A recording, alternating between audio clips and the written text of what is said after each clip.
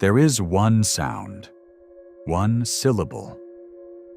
That Jesus spoke in the original language he actually used, not the Latin that came later, not the Greek translation that most scholars reference, but the Aramaic he grew up speaking in Galilee.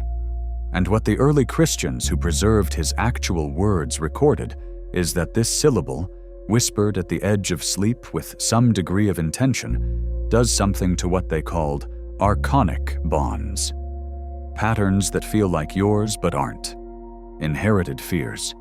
Compulsions you've tried to break for years that just keep reassembling.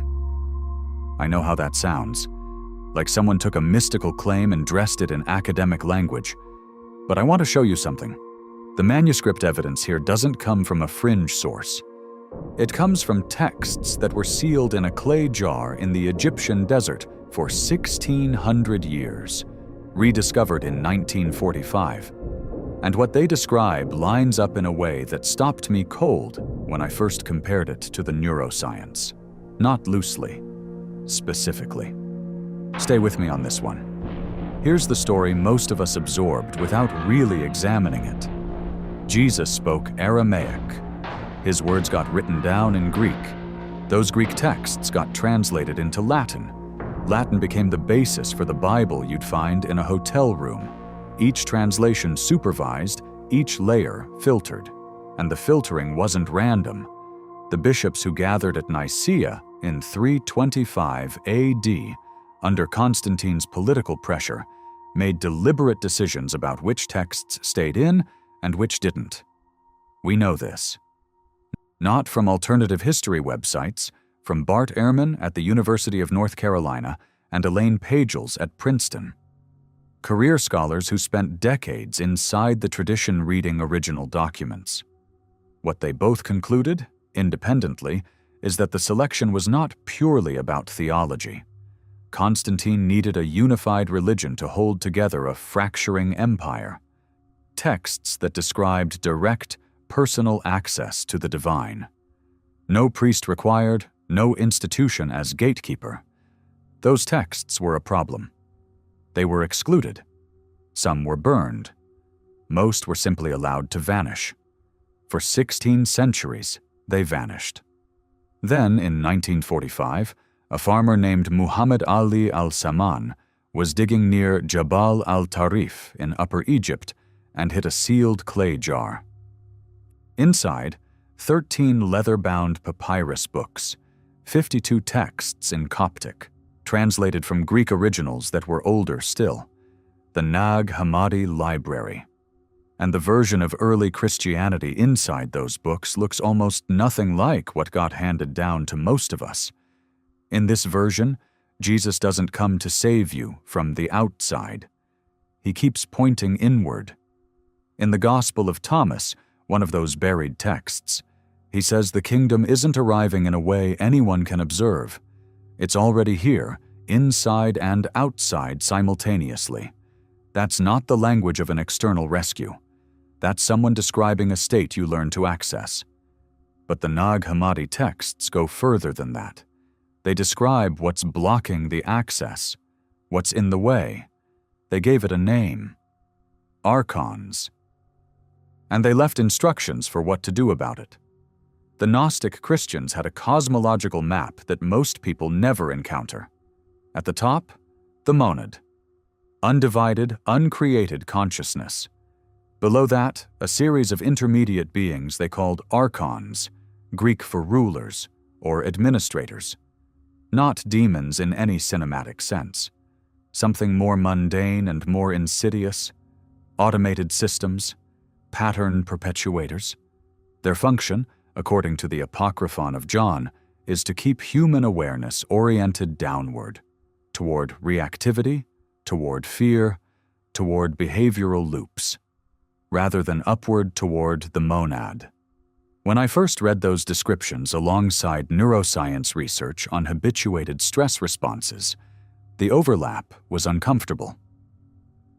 The default mode network. The amygdala's role in cycling threat responses.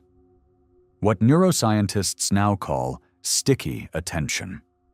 the way traumatic imprints literally restructure neural architecture so that attention gets caught in the same loops, over and over, without apparent exit. The Gnostics called those loops Archonic bonds, and they made a specific claim about when those bonds were most accessible to disruption: the transition into sleep. The hypnagogic threshold. That narrow window between waking and dreaming, when the part of you that normally monitors and filters your inner experience begins to step back. That's when Jesus, in the Aramaic manuscripts the Gnostic communities preserved, offered a specific practice: 1 syllable, 3 exhalations, at that threshold. The syllable is Alaha, or its compressed whispered core. Ah. Alaha is what Jesus actually said when he used the word most Bibles translate as God. But in Aramaic, the root doesn't point to a being you address. Neil Douglas Klotz, who spent decades reconstructing the original language and intent of the Gospels, translates it closer to the one breath, the ground of everything. The name in Aramaic is a breath sound. You don't speak it so much as exhale it. You release it. 3 releases. At the edge of sleep. Not directed outward. More like recognition. Something already present being acknowledged rather than summoned. The Gnostic communities practiced this specifically at the hypnagogic threshold because that's the window they understood as most permeable. The moment when Archonic programming, the inherited loops, the fear patterns running on old code, becomes briefly less fixed. What they couldn't have known is that modern research would eventually describe the same window in almost identical functional terms. Start with the historical layer, because the textual evidence is more solid than most people realize. In a 2003 study published as Recovering the Original Gospel of Thomas, Dr. April DeConnick at Rice University completed a systematic analysis of the text's compositional layers. Her finding: the earliest stratum of Thomas predates the canonical Gospels. Parts of it may predate Paul's letters. This isn't a late Gnostic invention. It's some of the oldest Jesus material in existence.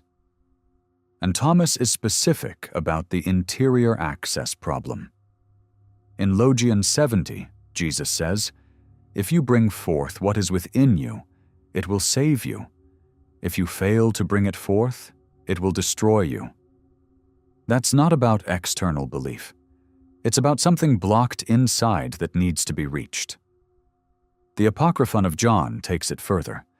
It describes the Archons as operating through hymermena, usually translated as fate or compulsion. Automated patterns humans mistake for personal will. The text says the Archons work through the body's threat response system. Through fear. Through the biological loop of danger detection that kept our ancestors alive in genuinely lethal situations, now firing constantly in modern humans at things that aren't lethal at all. Just familiar. Then Andrew Newberg enters the picture. Newberg is a neuroscientist at Thomas Jefferson University who spent 2 decades scanning brains during contemplative practice. His research found that slow, resonant vocalization, breath-centered sounds in the lower registers, measurably reduces amygdala activity while increasing coherence in the prefrontal cortex, the part of the brain that watches the loops rather than running inside them. He also found something specific about repetition and timing. 3 cycles of breath sound at the hypnagogic threshold produced deeper neural entrainment than the same practice during full waking consciousness. The brain at the edge of sleep is more plastic, more available for change. In 2003, the CIA declassified something worth knowing about. A document called the Gateway Experience Report, commissioned in 1983 by the U.S. Army Intelligence and Security Command, written by Lieutenant Colonel Wayne McDonnell. The task was to analyze techniques developed by the Monroe Institute for using sound and breath to shift consciousness states. 29 pages of serious, sober analysis. One of its core conclusions: the hypnagogic threshold is not a passive gap between states. It is, in their language, a resonance window, a moment when the brain's electromagnetic field achieves brief coherence and normal identity boundary structures temporarily lose their grip. What the Army called the self-preservation ego structure. The Gnostics called that same structure the demiurge's imprint, the Archon's primary maintenance tool. The HeartMath Institute's research adds one more piece. Their work on heart-brain coherence found that coherent breathing repeated 3 to 5 times before sleep produced the largest measurable drop in cortisol and the deepest shift in heart rate variability, the physiological marker of nervous system flexibility. Flexibility is the physiological opposite of compulsion. A textual scholar at Rice, a neuroscientist in Philadelphia, a declassified Army document, a Heart Science Institute in California, none of them referencing each other, all pointing at the same window, the same mechanism, the same basic instruction. So why is this not common knowledge? The Nag Hammadi texts have been in English translation since the 1970s. Elaine Pagels published the Gnostic Gospels in 1979. It won the National Book Award and sold widely. This material has been available in bookstores for 50 years. The problem isn't access, it's framing. What the bishops assembled at Nicaea actually needed was a Christianity that required institutional mediation. Not because they were cartoonishly corrupt, many believed what they were doing was right, but because a religion that tells people they can access the divine directly through a breath practice at bedtime doesn't generate institutional loyalty. There's no leverage in that, no reason to come back on Sunday, no structure of authority to sustain.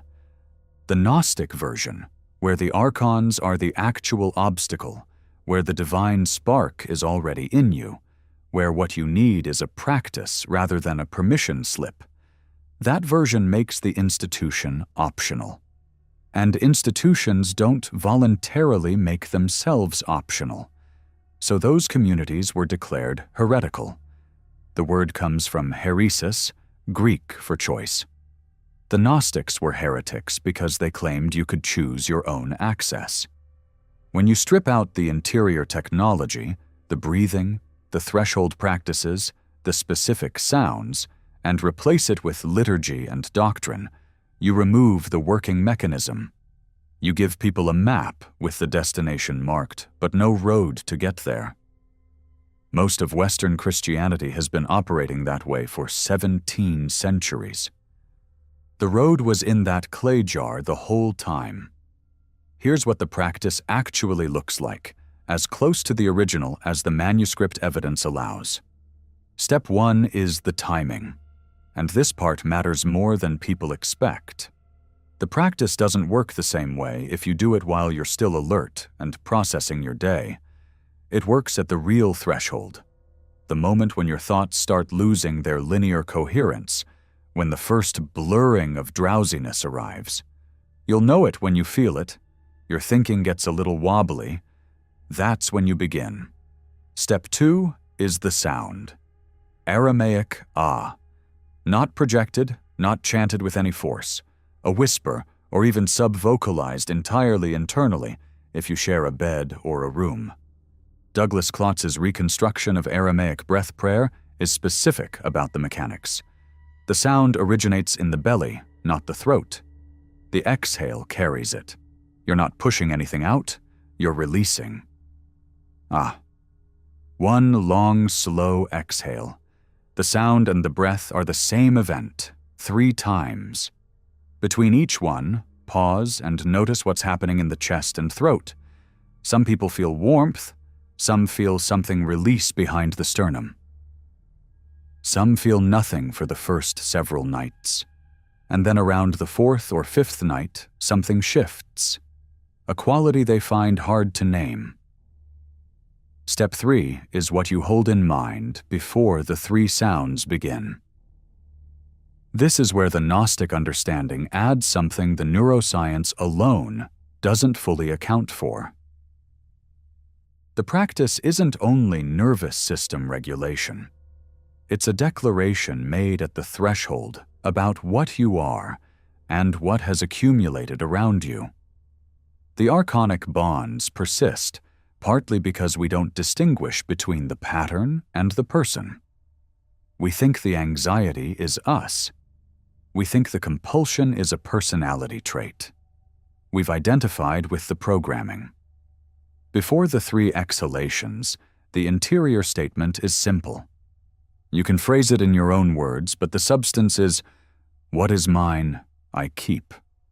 What is not mine, I let go." Then the 3 breaths, then you sleep. One honest warning. If you've been carrying something heavy for a long time, old anxiety, unprocessed grief, thought loops that feel permanent, the first few nights of this practice may bring those things closer to the surface rather than dissolving them. That's not a sign it's failing. The Gnostic texts actually note this. You can't release what you haven't first recognized. The Archon will present itself as you. The discomfort of seeing it clearly is precisely how you know it isn't. Most people who work with this for 2 weeks describe waking up differently. Not dramatically, just lighter. Like something that normally accumulates overnight got processed instead. The Awakened Minds community has members who've been at this for months now. If you're working with it or you want to start, drop the word signal in the comments. I'll know who's been through this. Let me close with what we actually covered.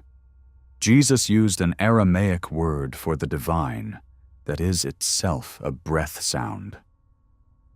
The Gnostic Christians, who preserved his original practices, used that sound at the hypnagogic threshold, the edge of sleep, because they understood it as the moment when archonic patterns, the automated loops that aren't originally ours, become briefly accessible to change. Those practices were sealed away for 16 centuries. The Nag Hammadi discovery brought them back. And research coming from completely different directions, a textual scholar, a brain scientist, a declassified military study, a heart research institute, describes the same window and the same basic mechanism.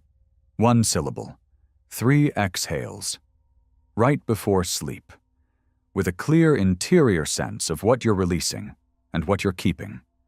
No institution required, no intermediary, no permission, which tells you something about why it was buried. If this opened something for you, comment signal below. That single word tells me you're working with this material seriously, and it tells me what to build next for this community. The next video goes further than I've taken Awakened Minds before, into what happens, according to the Gnostic texts, after the Archonic bonds begin to release. What they describe as direct encounter with the monad, and why researchers documenting near-death experiences are now reporting something that sounds, in their clinical language, almost exactly the same. Don't miss it. And tonight, at the edge of sleep, you know what to do.